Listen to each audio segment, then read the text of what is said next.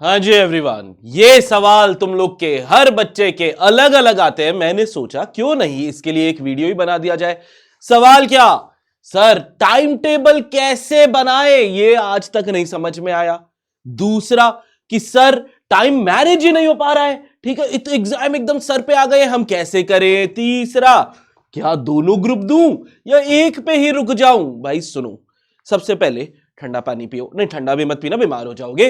उसके अलावा ये जो एंजाइटी, डिप्रेशन, डर वर रहता है ना, ये सबसे नॉर्मल है। मैंने कई बार तुम लोग को बोला है बेटा, CA is not just about academics, it is also about pressure handling. Institute भी चाहता है कि तुम इस प्रेशर को अगर हैंडल कर पाए तो आगे की दुनिया में, प्रैक्टिकल लाइफ में, इन चीजों से ऐसी कोई चीजें आपको डराएंगी ही नहीं।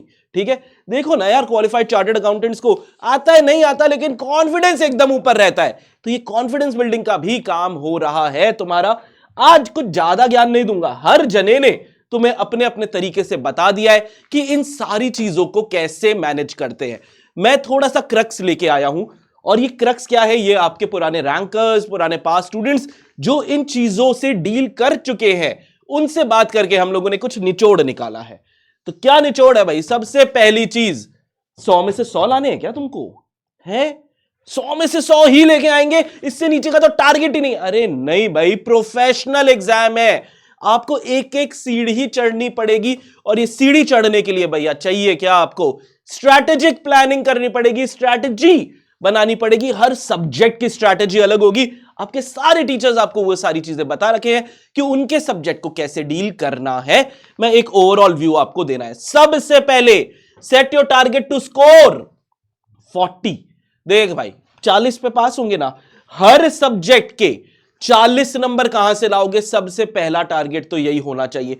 वो कौन से ऐसे चैप्टर्स हैं जो इजी भी है, वो कौन से ऐसे चैप्टर्स हैं जिनसे आरटीपी, एमटीपी लास्ट 4 अटेम्प्ट की भी करो, ठीक है, और वहां से क्वेश्चंस आए हैं, क्या इस तरीके के क्वेश्चंस ही आएंगे? तो पहला टारगेट हर सब्जेक्ट का 40 का। जैसे ही तुम ये कर लेते हो ना बेटा, तो तुम्हारा वो वाला नाटक तो खत्म ही हो जाएगा, दोनों ग्रुप दूं या नहीं। तुम दोनों दोगे और दोनों में पास होने की संभावना काफी ज्यादा बढ़ जाती है। दूसरा, अब जब एक बार सब सब्जेक्ट में 40 40 40 40 का कोर्स हमारा हो गया, पक्का थोड़ी है कि 40 में से 40 ले ही आओगे, ये कोई जरूरी नहीं है बेटा। इसीलिए अब आपको इंक्रीज करना है आपका टारगेट। जैसे आपने हर सब्जेक्ट का 40 का टारगेट लिया था, अब इस टारगेट को 20 मार्क्स से इंक्रीज करो। मतलब अब वापस से सारे सब्जेक्ट्स उठाओ और वो चैप्टर्स, वो टॉपिक्स आइडेंटिफाई करो कि यहां पे एक्स्ट्रा 20 मार्क्स आपके किस तरीके से आएंगे। ये हो जाता है, फिर 20, ये हो जाता है, फिर 20, हो गया 100 नंबर का। क्योंकि सिलेबस 100% करके जाना है।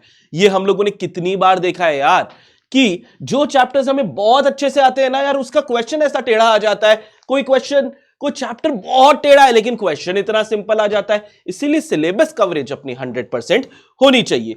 सिलेक्शन ऑफ चैप्टर्स, अब जिस सीक्वेंस में हमने आपको पढ़ाया बेटा, वो सीक्वेंस जरूरत नहीं है।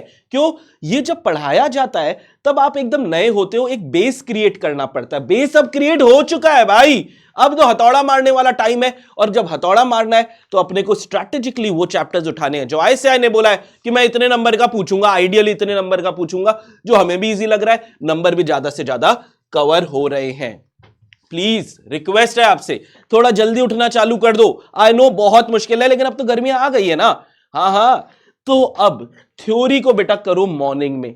कम एफर्ट लगते हैं, एफर्ट तो लगेंगे लेकिन कम एफर्ट लगते हैं। और दिन में जब आप रिवीजन पे हो, ये ओनली फॉर रिवीजन के लिए, ठीक है, रिवीजन के लिए एक थ्योरी और एक प्रैक्टिकल का कॉम्बिनेशन बनाओ। इससे माइंड फ्रेश भी रहता है, थ्योरी भी हो जाती है। यही था इतना आज का यार गुरु ज्ञान।